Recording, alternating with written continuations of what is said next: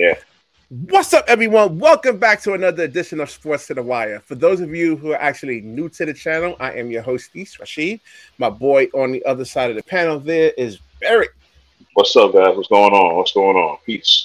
All right. As everyone can actually see on screen, white privilege is the talk of the day over here with Stephen A. And this is why your ratings are actually falling into the tank, man. As a matter of fact, it's actually falling into the bottom of the ocean where no man can actually go and get it because people are tired of hearing about this nonsense over here, man. So Stephen A. Smith saying that the Tim Tebow signing is certainly official right now, that it's white privilege. And even though we had players like Michael Vick, who had a second chance, and Kaepernick had multiple second chances to actually get it back into the NFL for really reckless things. I mean, stuff that, things with a lot of baggage. Stephen A. actually says white privilege, man. I'm gonna play the clip over here, and I'm gonna let Barrick get up on this and to get his actual take on this. Wait, hold on, guys. Wait, 1 second. A little unprofessional here, but that's all right. All right. Totality of the situation. Once again, if I'm going to bring up white privilege when I brought up Steve Nash getting the job in Brooklyn, is this not an example of white? Kevin Durant, a black player, wanted Steve Nash. I mean, seriously, man, what the fuck is wrong with you, man? Is getting this opportunity. And that makes people uncomfortable because we're talking about race. When I say something like that, let me be the first to say, I don't give a damn how you feel. I mean what I said. It is white. And that's all you all up into your feelings, man. That's what you are. All up in your feelings. Because that's not something that's happening in the You've never played the position. You've been retired from the game for years. I'm going to break this down. Go ahead. Were a quarterback on the NFL level, which you were not that good at. You had an opportunity when you were an active participant as an NFL player to participate and play tight end, play special teams and stuff like that, but you wanted to be a quarterback. And now you are in this position. Why do I bring that up? That's not the point to figure at Tim Tebow. It's to remind everybody is that this opportunity doesn't happen if Urban Meyer is not the coach of the Jacksonville Jaguars. Exactly why, because Urban Meyer is, oh my gosh. The Jaguars are winning 16. They absolutely stunk.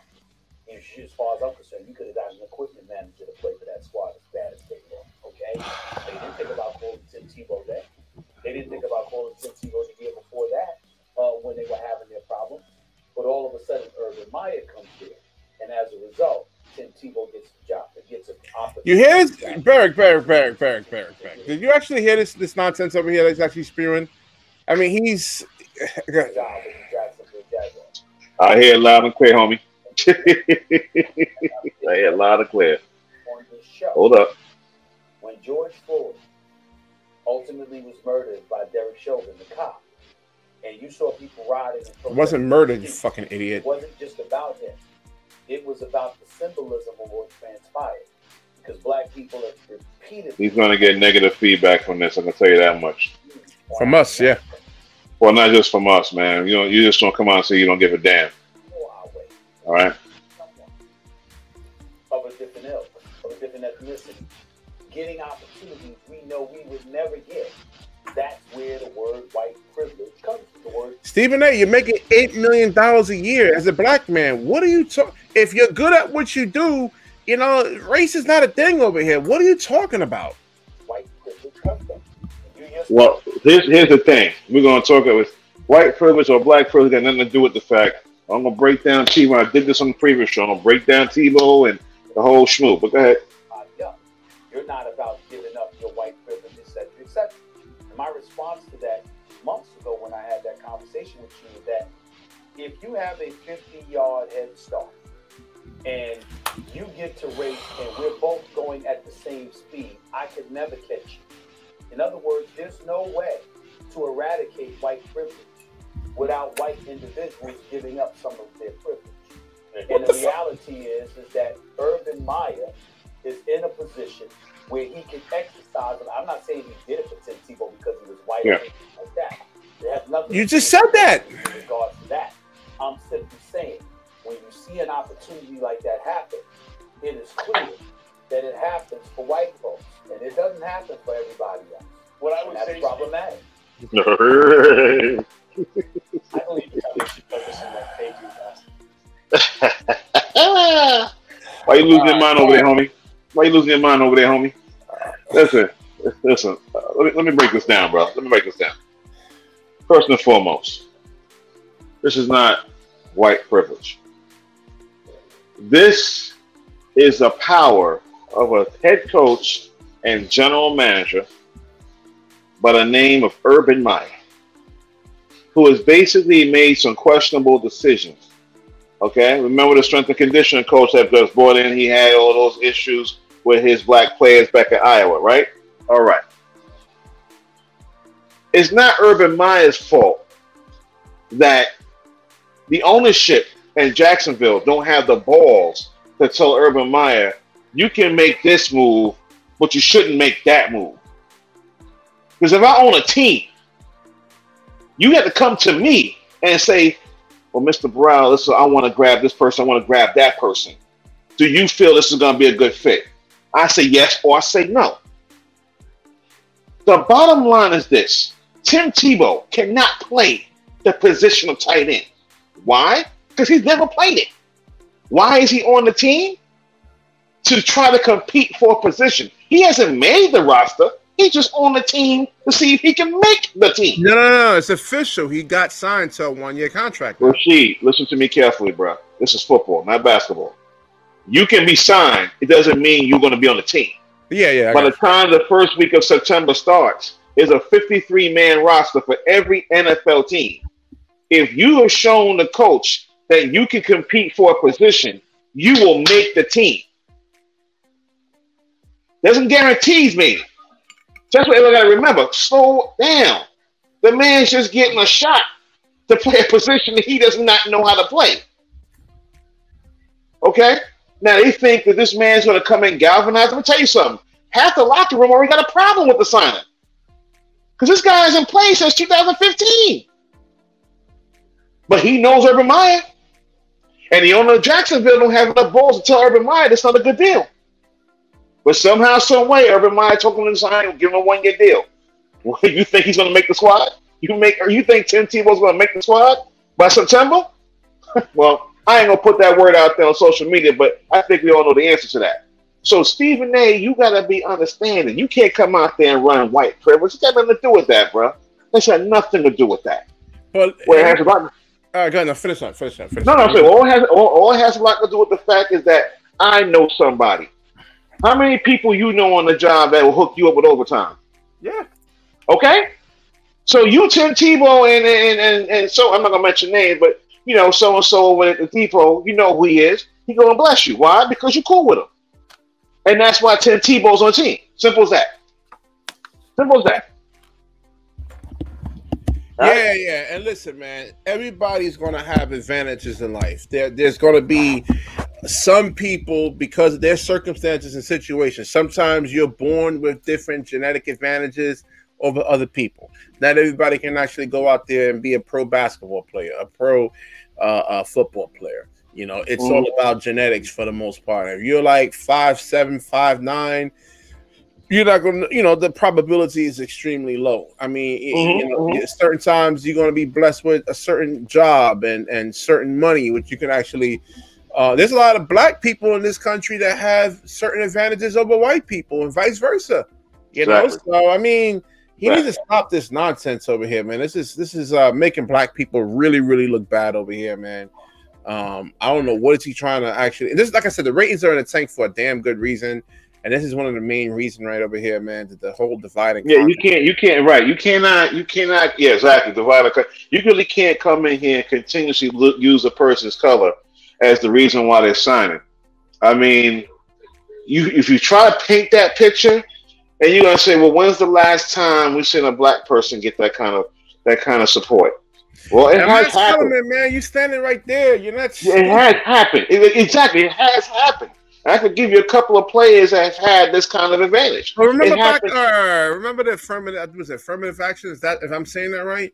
Where black people were getting certain jobs over white people back in the 70s and the early 80s. Yeah, I mean, come on, man. Yeah, I mean, it needs to stop already. This is real stupid right here. We all need to come together. At the end of the day, I'm a human. You're a human. I have a heart. I have lungs. I have kidneys. I have legs. I have hands, just like you do.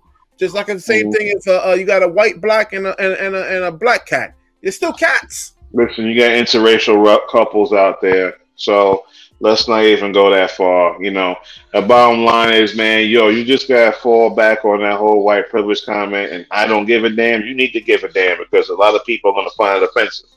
Second, like, and most importantly, I'm offended by it, man. It's making black people look real bad. Black people had a lot of success in this country today, and still does. Listen, if you want to go out there and be something, especially today, man. I mean, it's so easy. The information is all around you. It makes my brain hurt, man. As much, you want to learn how to do this, want to learn how to do that. Today, there's nothing holding you back from actually doing that. Shit, this whole YouTube thing that I'm actually doing here, man. I didn't know nothing about filmmaking. Nothing. I didn't have to go to school or anything like that. I learned a lot of stuff on YouTube. And the main thing is that I actually took the time and I made the sacrifices to actually go out there and learn this stuff. And if you're not willing to do that, whether you're white or black, you're not going to be successful in this country. I mean, I don't know what the hell is wrong with Stephen A. You're making $8 million a year, man. $8 million a year as a black man. What's money got to do with it, brother? Listen, first of all, let me add to that comment. Even though this guy's worth maybe like $15-20 million, and he gets a lot of opportunity. Roles on General Hospital. I mean, okay. Can't that go to a regular actor, that role? Because he's Stephen A. Smith and he has name recognition. He actually gets that role in General Hospital, where a regular actor with no name recognition has to go out there and scrap and scrape and go through the auditions. But Stephen A., who has no acting experience because of his name, is privileged over other white actors or black actors that can actually take that role. So Stephen A., shut the fuck up. You's a bitch. I'm sorry, man. And I seen you out there on the post game talking about the whole vaccine thing and I'm done. I can't stand this dude. I'm not watching First Take anymore. I used to watch it a lot. I'm boycotting that show officially. And Max Kellerman, you standing there, Max Kellerman. You're not saying anything. You're a white guy. Show, bro. It's not his show. It's not his show. It's not his show. You know that, man. Something. I know, but not his show, and you know Max that. Kellerman he's a highly intelligent dude. I know he knows this is nonsense. And I don't think his main thing is boxing. His main thing is boxing. His main thing is boxing. I'll listen to Kellerman about boxing any day. The bottom line is basketball. He was the one that was saying that drum is boxing. I said boxing. Yeah. Kellerman's biggest thing is boxing. Yeah. All right, I will listen to him break down boxing at any time. Like I said, though, man, we all make our sacrifices. You making sacrifices, we all make our sacrifices. All right, I want to make sure I put that out there first and foremost. You and I are doing this together, so we both putting that time out there, and we're not looking to put anybody down while we're doing this. And bottom line, we want to report what we see and report about as much factual evidence as we can. And while we're on the subject of factual evidence, it's very simple. Tim Tebow cannot play the position of tight end. That's got nothing to do with white privilege. I want to put that out there. It's not a great signing. It's not a great signing by them. But I can understand from a marketing perspective. I mean, the NFL's had issues with the whole Kaepernick situation. First of all, no. First of all, it's got nothing to do with them. It's Jacksonville themselves, dude. They're the only sports franchise in Jacksonville. You know that? There's no underlying. That's it. You go to Jacksonville, Florida. The Jaguars are it. There's no baseball team. There's no farm system. There's no basketball. It's just the Jaguars. The Jaguars don't need any more publicity to sell tickets. They're doing enough of a good job already. When they were 1-15, obviously fans were still showing up in the parking lot. They have a tremendous support base there. Great fan base. By signing Tebow, it does add a little extra concept to them getting more attention. You already got Trevor Lawrence. Trevor Lawrence is the #1 overall pick in the NFL. He's your quarterback. Quarterbacks are faces of the franchise in football. And you bring an ex-quarterback who wasn't good at that either, who hasn't played since 2015. And oh, by the way, 2015, he was on the Eagles, the Philadelphia Eagles team during preseason and did not make the team. He was cut. Now here he is, back in 2021, looking to get on someone else's team playing a position he never played before. This is a publicity stunt, obviously. This man's not going to make the team, But Irvin Meyer, listen, you're a good friend of mine. Maybe you can come in the locker room and help galvanize. I always said that. And half the locker room right now doesn't like the stuff he did. Like I said, the movie Eddie, the older, like 37, 38, you need veteran guys in there, man. Guys who's actually going to keep the locker room stabilized in a sense, though. You need that. You need that, man. It's important. Yeah. All right, we're going to wrap this video up. We went a little bit than actually anticipated. We actually all right. Short in a sense, though, under that 10-minute bracket, especially for editing purposes. But, whatever. I mean, sometimes, we go longer. And this is actually an important subject to actually tackle in a sense, though. That's right. All right. Definitely, if you like this video, please like, comment, subscribe. Certainly share this video. Hit the smash button, guys. Hit that smash button. Get a jackhammer. I said a hammer. I want you to get that jackhammer. If you guys steal it from a construction site, definitely do that. And then smash away, man. Smash away. No doubt. All right, guys. Thanks as always. Peace.